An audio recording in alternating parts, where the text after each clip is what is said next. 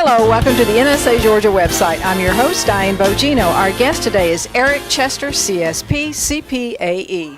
Eric is the premier expert on school-to-work transition and the emerging workforce. As a former teacher and coach turned motivational speaker for millions of students, Eric soon became a highly sought-after speaker for hundreds of leading companies that needed to know how to manage and motivate post-generation Xers. Eric is the founder and CEO of Reviving Work Ethic, a speaking, consulting, and training firm dedicated to helping leaders end entitlement and restore pride in the emerging workforce.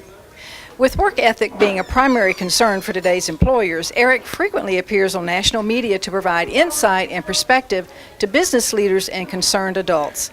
He authored the books Employing Generation Why and Getting Them to Give a Damn before writing his latest book, Reviving Work Ethic, a leader's guide to ending entitlement and restoring pride in the workforce.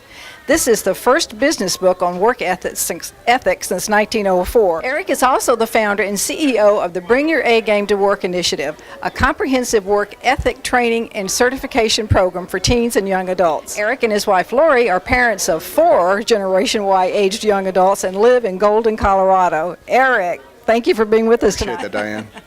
So Eric, the title of your newest book, not your first, but you've written about 8 books actually. That's right. Yeah, is Reviving Work Ethic. Yep, it's the first book on work ethic in over 100 years. That's unbelievable. Yeah. So tell us a little bit about what that book is about. Well, I've worked with youth all my adult life, and I've been working with companies and organizations that look at youth as the front line of their workforce, whether that be in retailing or restaurant industry, whether that be in amusement parks, hospitality, or even those high-tech companies that are kind of thinking ahead.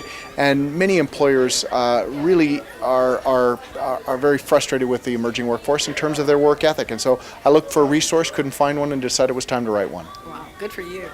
I know a lot of people will be looking for that one. So now you've got a training certification program entitled Bring Your A Game to Work. So tell us a little bit about that.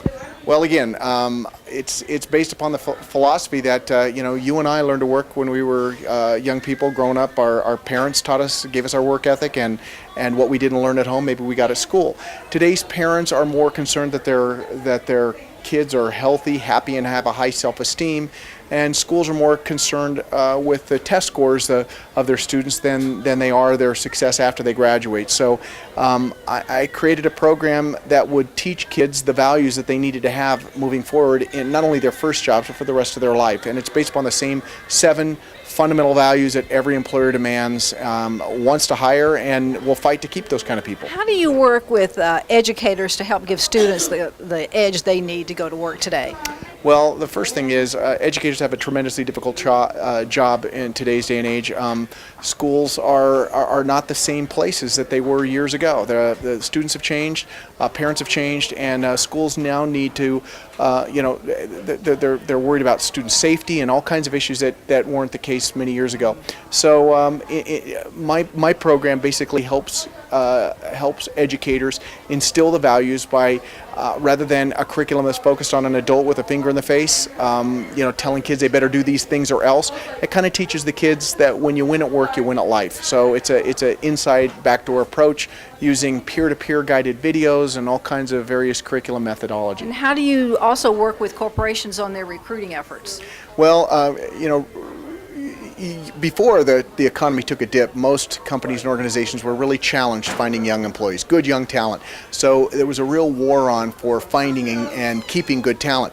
Now, of course, we've seen over the past 3 years, with the recession being what it is, that the good news for employers is that that they probably have more applications than they know what to do with. But finding good talent is still a challenge. Finding people that that are ready to show up every single day and do the job and follow instructions and all those kinds of things that they really want, that is difficult. So I do work with companies and organizations and teach them how to hire right, looking again at young people, a completely, totally different set of interview questions and recruiting methodology. Just a few hints on how we can connect with the younger generation. Well, I tell you, the first thing is don't look at them as younger versions of yourself, Diane. You got to realize that this generation is different. They haven't reinvented Maslow's hierarchy of needs, but they've kind of tipped the triangle on its edge. How they go about getting those things has people raising their eyebrows a little bit. So understand when they're in your audience.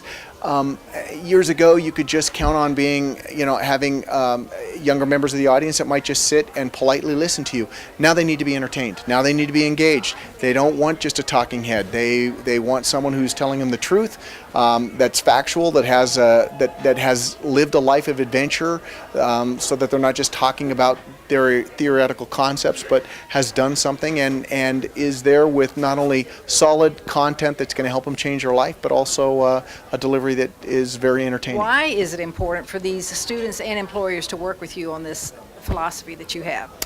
Well, again, if you do what you've always done, you'd think you're going to get what you've always gotten, but that's not the case.